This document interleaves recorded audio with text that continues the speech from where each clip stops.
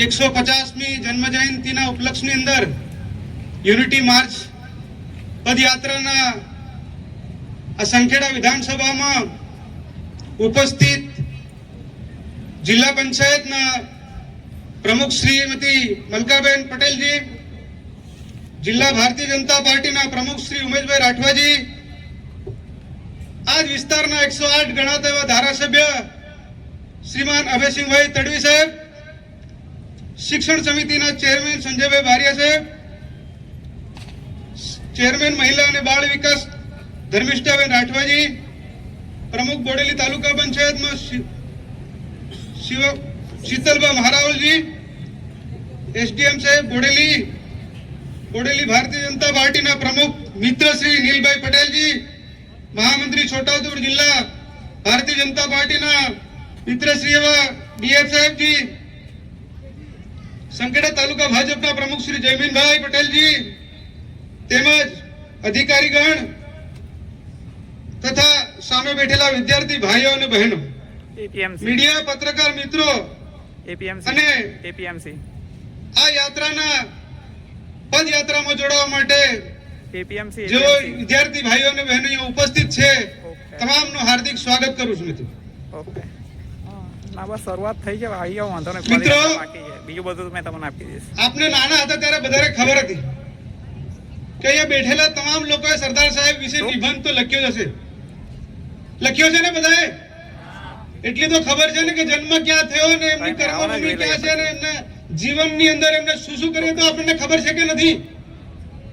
તો આપણે એમની પદયાત્રામાં એટલા માટે જોડાવાનું છે કે એમને સાચી શ્રદ્ધાંજલિ આપણે જ્યાં સુધી યાત્રા પૂર્ણ નહીં થાય ત્યાં સુધી જોડાઈએ તો સાચી શ્રદ્ધાંજલિ આપીએ એવું સાબિત થયું હતું. એ રાષ્ટ્ર પુરુષે આપણા માટે આખી જિંદગી ખપાઈ નાખી.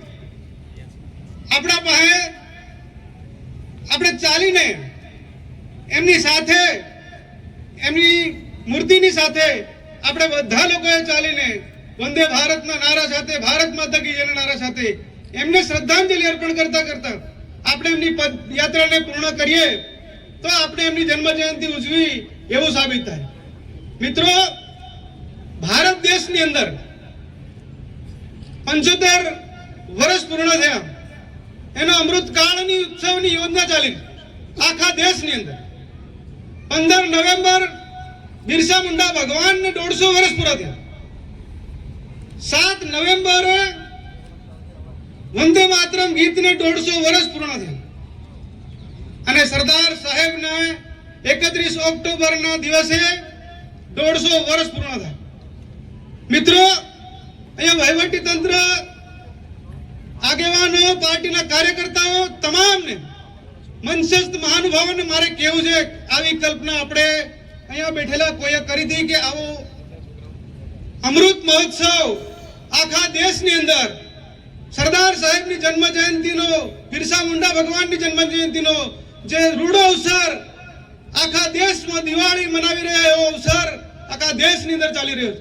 આવી આપણે કોઈ કલ્પના નથી કરી એવા આપણા દેશના વડાપ્રધાન શ્રીમાન નરેન્દ્રભાઈ મોદીએ કરી છે. મિત્રો, ખરેખર વંદન, અભિનંદન કરીએ એમને કે આવું સ્વપ્નમાં કોઈ નહોતું વિચાર્યું કે આવી બધી આટલા બધા રાષ્ટ્ર પુરુષોની યાત્રા એક જ મહિનાની અંદર ઉજવીને આખા દેશની અંદર સાબિત કર્યું છે કે આપણા દેશના લોહ પુરુષની જે બાકી રહી ગયેલી યોજનાઓ છે, જે લોકો સુધી પહોંચાડવાની છે, એ ભગીરથ કાર્ય જેમને ઉપાડ્યું છે એવા આપણા દેશના યશસ્વી વડાપ્રધાન શ્રીમાન નરેન્દ્રભાઈ મોદી સાહેબે ઉપાડ્યું છે. મિત્રો, તો આ યાત્રાની અંદર તમામ લોકો જોડાય એના માટે વિનંતી કરું છું. મિત્રો, ભારત દેશની અંદર 562 રાજ્યના રજવાડાઓને એક કરવાનું કામ આપણા સરદાર સાહેબે કર્યું છે. મિત્રો, જર્મનીની અંદર બિસ્માર્ક નામના એક નેતાએ 2-3 ડઝન જેટલા રજવાડાઓને એક કરીને બિસ્માર્ક કે નામે જર્મનીની અંદર ઓળખાતા હતા. તો આપણા સરદાર સાહેબે તો 562 રજવાડાઓને એક કર્યા છે. મિત્રો, ત્યારે એમને જર્મનીના બિસ્માર્ક તરીકે પણ એમને બિરુદ આપવામાં આવ્યું છે. મિત્રો, આવા સરદાર સાહેબને જન્મ જયંતિના રૂડા અવસરે આપણા નરેન્દ્રભાઈ મોદી સાહેબે આ ભેગ ધરી છે કે આખા દેશની અંદર આ યાત્રા નીકળવી જોઈએ મિત્રો. એવા ને એવા આપણા 150મી જન્મ જયંતિ બિરસા મુંડા ભગવાનની જન્મ જયંતિ ખૂબ મોટી યાત્રા આખા ગુજરાતની અંદર છે. ઉમરગામથી એકતાનગર સુધી અને અંબાજીથી એકતાનગર સુધી જ્યારે નીકળી છે સાહેબ, ત્યારે ખૂબ મોટી સંખ્યામાં બોડેલી ખાતે ધારાસભ્ય શ્રી ઉમેશભાઈની ટીમ, મલકાબેનની ટીમ ખૂબ જોરદાર યાત્રાનું ભવ્ય સ્વાગત કર્યું છે. તે બદલ એમને ખૂબ ખૂબ અભિનંદન આપું છું મિત્રો.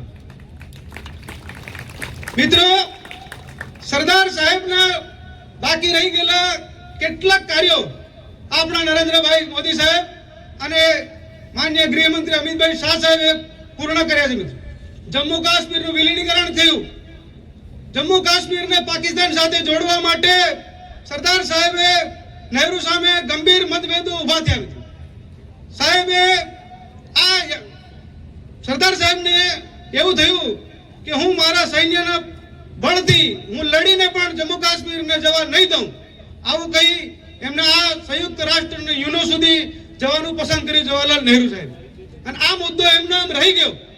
આ મુદ્દાને સાહેબ 2019 ની અંદર ભારતીય જનતા પાર્ટીની સરકાર દિલ્હીની અંદર ફરી બહુમત સાથે બેઠી અને માન્ય ગૃહમંત્રી અમિતભાઈ શાહ સાહેબ અને મોદી સાહેબે 370 ને 35 ની કલમ કાઢીને સરદાર સાહેબના બાકી રહેલા સપનાને પૂરું કર્યું છે મિત્રો.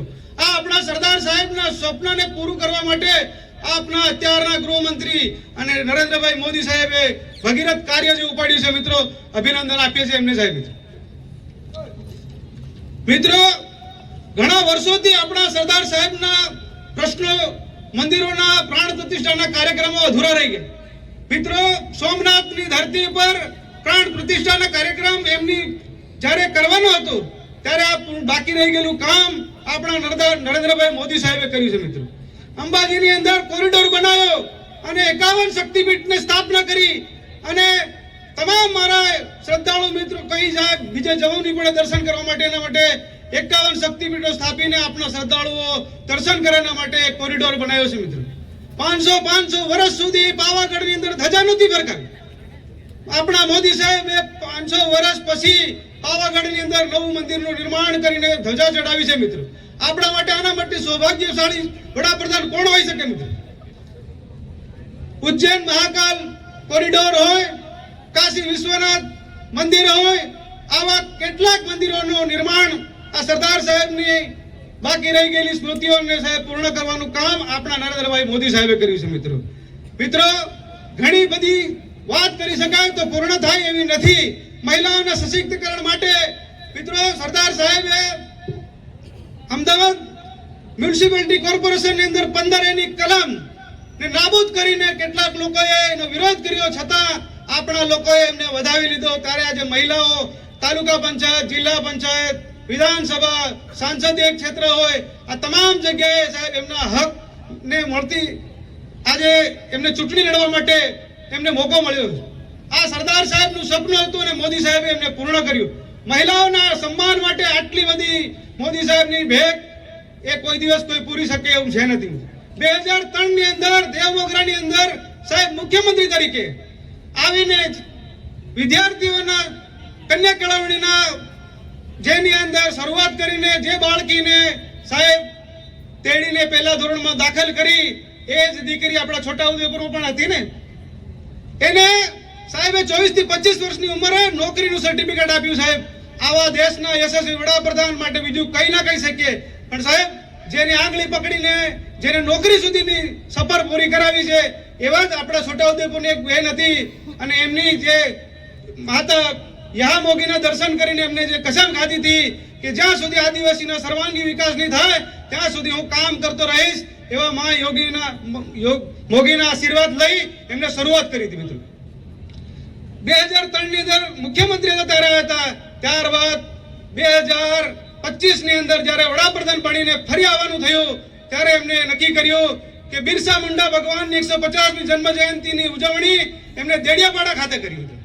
દેડિયાપાડા ખાતે બિરસા મુંડાના વંશજોને બોલાવીને એમનું સ્વાગત કર્યું મિત્રો.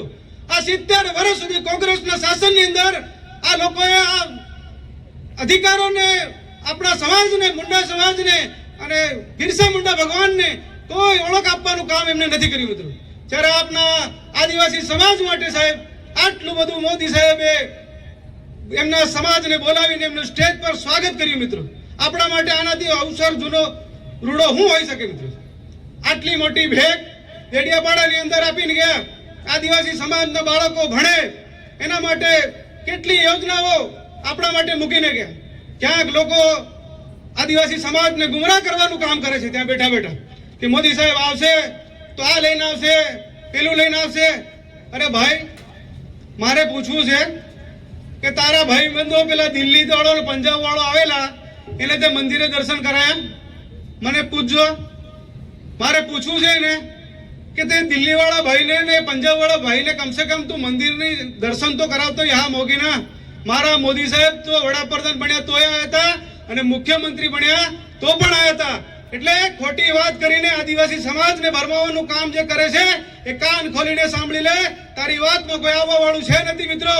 એટલે આપણે સૌ શિક્ષિત થવાની જરૂર છે અને આમની સામે લડવાની જરૂર છે. આવા વિરોધીઓ દેશને આગલા પાડવા માટે હજી સુધી જે પ્રયત્નો કરે છે તેમને આપણે ઓળખવાની જરૂર છે મિત્રો. ટૂંક સમયની અંદર આ ગુજરાતને વાવાઝોડાની અસરને માવઠાની અસરના કારણે કેટલાક ખેડૂતોની જમીનોની અંદર વરસાદના માવઠાના કારણે કેટલીક નુકસાની ભોગવવી પડી. દેશના યશસ્વી વડાપ્રધાન ખેડૂત પુત્ર સરદાર સાહેબનું જે નામ લઈને ચાલતા હતા એમને નક્કી કર્યું કે આ ખેડૂતોની સેટેલાઇટ દ્વારા સર્વે કરાવો અને ગુજરાતના મુખ્યમંત્રી ભૂપેન્દ્રભાઈ પટેલ સાહેબ, કેબિનેટ મંત્રી જીતુભાઈ વાઘાણી સાહેબ અને રાજ્ય કક્ષાના મંત્રી રમેશભાઈ કટારા સાહેબ, નાયબ મુખ્યમંત્રી હર્ષભાઈ સંઘવી સાહેબે સેટેલાઇટ દ્વારા સર્વે કરાવીને ખેડૂતોને જે નુકસાન થયું છે એનું વળતર ગુજરાતને કૃષિ પેકેજ તરીકે 11,000 કરોડનું પેકેજ આપીને આપણા ખેડૂતોનું રક્ષણ કરવાનું કામ કર્યું છે મિત્રો. આવું જ પંજાબની અંદર જ્યારે હમણાં પૂરગ્રસ્ત વિસ્તારોની અંદર જ્યારે પંજાબ મહામારીમાં ગુજરતો હતો ત્યારે આપણા દેશના વડાપ્રધાન અને ગુજરાતના મુખ્યમંત્રી સાહેબે આખી ટ્રેન ભરીને સાહેબ ખાદ્ય સામગ્રીને પૂર્ણ કરી છે મિત્રો. ત્યારે આપણે લોકોને એવું થાય કે ભાઈ આપણે પંજાબમાં શું જરૂર છે કામ કરવું. મિત્રો, આપણે પ્રતિજ્ઞા લઈએ છીએ ત્યારે કહે છે કે ભારત મારો દેશ છે, બધા ભારતીયો મારા ભાઈબંધ છે. એટલે આપણે ભારત દેશની અંદર ક્યારે પણ ગમે તેવી મુશ્કેલી પડે તો આ દેશની અંદર તમામ લોકો સાથે મળીને આ મુશ્કેલીમાંથી બહાર કરવાનું કામ કરીશું. એવા સરદાર સાહેબના આ યુગે યુગ એમને જે નીવ ધારી હતી એની નેમને પૂરી કરવા માટે આપણા દેશના વડાપ્રધાન સાહેબ જે કામને એ જે યાત્રાને લઈને ચાલી રહ્યા છે એમને વંદન કરીએ છીએ સાહેબ. અને બીજું કે હવે વધારે વાત નહીં કહેતા, આપે મને સાંભળ્યા બદલ આપનો સૌનો આભાર અને આપને પદયાત્રામાં જોડાવા બદલ તમામ લોકોનો ખૂબ ખૂબ આભાર.